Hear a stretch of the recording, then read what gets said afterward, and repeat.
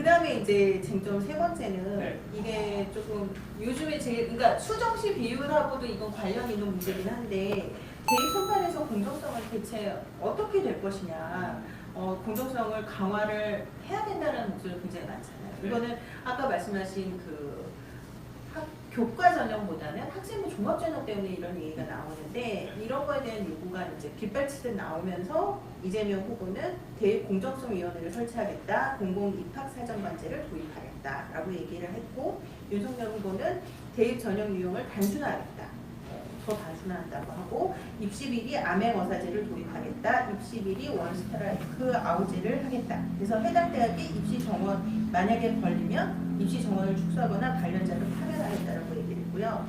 그다음에 안철수 후보는 여기서도 획기적으로 수시 폐지하겠다, 정시분별 지원제 폐지하겠다, 대입특별 전형제도 전면 점검하겠다라고 얘기를 했어요. 근데 여기에서 이제 디테일하게 지금 나오지 않는 부분에 대해서 좀 저희가 얘기를 하는 건 좀 그런 것 같고, 대입 선발 공정성이라는 부분이 지금 제가 보기엔 한 3, 4년 전부터 계속 하던 것 같거든요. 근데 공정성이 과연 필요할까? 이게 필요하긴 하겠죠. 필요하긴 하겠지만 어떤 식으로 이게 그러니까 대입 선발 공정성이 현실 가능할까? 우리가 모두 다 만족할 정도로 이거를 어떻게 봐야 될까? 저는 그게 그 시장 논리를 따를 것이냐 아닐 것이냐로 좀 봐야 될 것 같거든요. 그러니까 시장의 흐름에 맡기는 게 가장 공정할 수도 있거든요. 그러니까 최소한의 개입, 최소한의 규제가 오히려 공정성을 더 강화시킬 수 있지 않을까라는 생각이 들어요.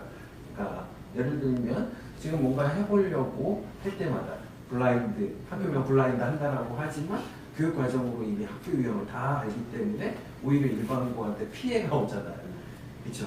그걸 또 그런 제도가 나올 때 그랬던 이유 중에 하나가 대학교로 이미 다 학교 홈페이지에 들어가 봐서 교육과정을 다 확인해봤더니 이게 특목 자사고에서밖에 나올 수 없는 그런 것들이 있잖아요.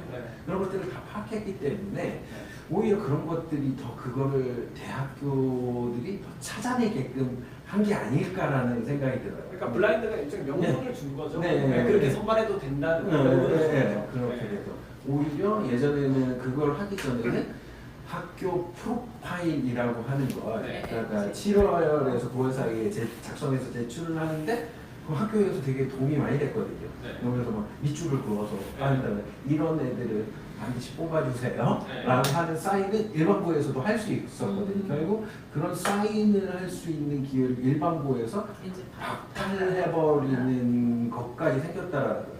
만약에 이러한 규제나 개입이 없었다라고 하면 어땠을까라는 생각이 든다라는 거예요. 그러니까 결과적으로 지금 서울대 입시 같은 경우에 사실 이제 일반고보다 이제 특목 자사의 비중이 일반 전형에서 더 올라갔거든요. 그렇죠. 그러니까 맨 처음에 정책을 도입했다. 그러니까 블라인드를 시행하자라고 주장했던 사람의 예측치는 아마 그거였던 것 같아요. 일반고가 학교 이름빨에 밀려가지고 원래 비교과가 되게 좋은 애들인데 학교 이름빨에 밀려가지고 특목 자사에 밀렸다.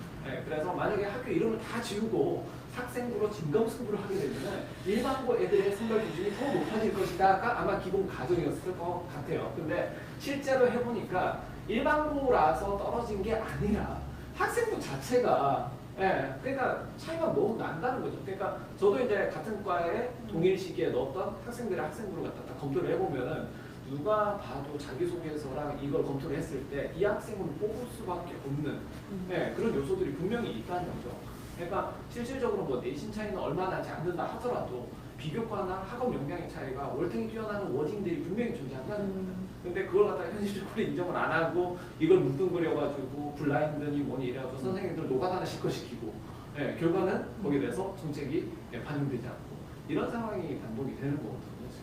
이게 대입 선발의 공정성을 강화하는 거는 뭐 일단 이게 필요한 건 맞는데, 그러니까 정성평가의 방식으로 되는 전형에서 공정성을 객관적인 잣대로 정량적으로 평가할 수 있는 방법은 좀 힘든 것 같긴 해요. 그렇죠. 그런 얘기가 나왔을 때부터 학교 내에서는 결국 학교 평가가 이루어질 수밖에 없겠다. 고등학교 그것들에 대해서 합격 숫자가 바뀌지 않을까라고 생각을 예상합니다. 근데 결국 그렇게 됐죠. 근데 좀 뭐라고 해야 되나 정성평가라고 하는 건 정량과는 다르거든요. 그러니까 학교가 원하는 활동을 한 애들, 그 학과와 맞는 활동을 하는 애들을 폭게 열어놓는데 그거는 진짜 학교나 학과에 따라서 판단하게끔 하는 주관적 영역이거든요. 그게 공정한가 아닌가는 제3자가 판단하기는 좀 힘든 상황이다라고 봐야 되겠죠. 그러니까 결국 학교나 사설 컨설팅이나 다 그런 입결들을 보면서 계속 학교도 자체적으로 데이터를 쌓아가고 컨설팅도 쌓아가잖아요. 그러니까 그거에 쌓인 데이터를 보고 아 얘네들이 이런 형태의 애들을 원하는구나 라는 걸 파악하고 계속해서 그런 애들을 보냈을 때 합격시켜주면 이게 객관적이라는 거죠. 이게 공정하다는 거죠. 근데 이 기준이 매해 뒤바뀌지만 않으면 공정성은 유지되고 있다라고 판단을 해야 되거든요.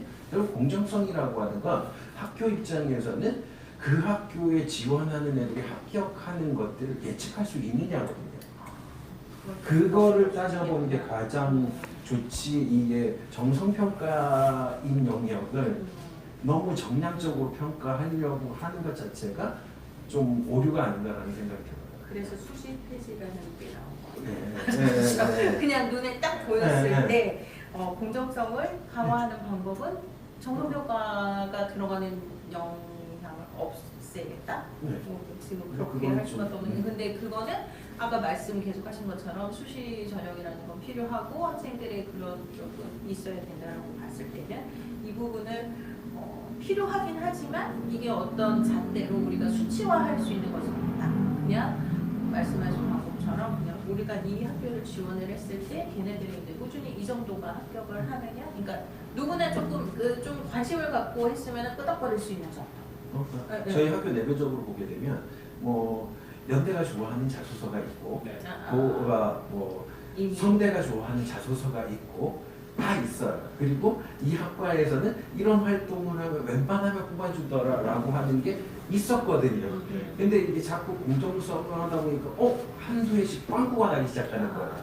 그러니까 예측이 오히려 불가능해졌구나. 그 하나의 변수가 추가될 때마다 이게 우리가 뭐 때문에 생긴 건지를 또 분석을 해야 된다는 거예요. 그러니까 저도 이제 네. 그걸 지적하고 싶은 게 공정성을 강화한다는 명분으로 계속 뭔가를 바꾸거든요.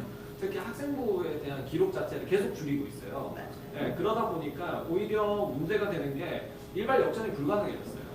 네, 학생부 내용 자체가 줄어들고 그다음에 자기소개서를 폐지했잖아요. 그러니까 뒤늦게 공부에 철이 들어서 뭔가를 뒤늦게 하려고 하는 학생들이 역전하기 되게 힘들어졌고 그다음에 앞에서 시행착오를 했던 학생들이 왜 시행착오를 했고 어떻게 성장을 했는지에 대해서 스토리텔링을 할 수 있는 기회 자체를 박탈당했거든요.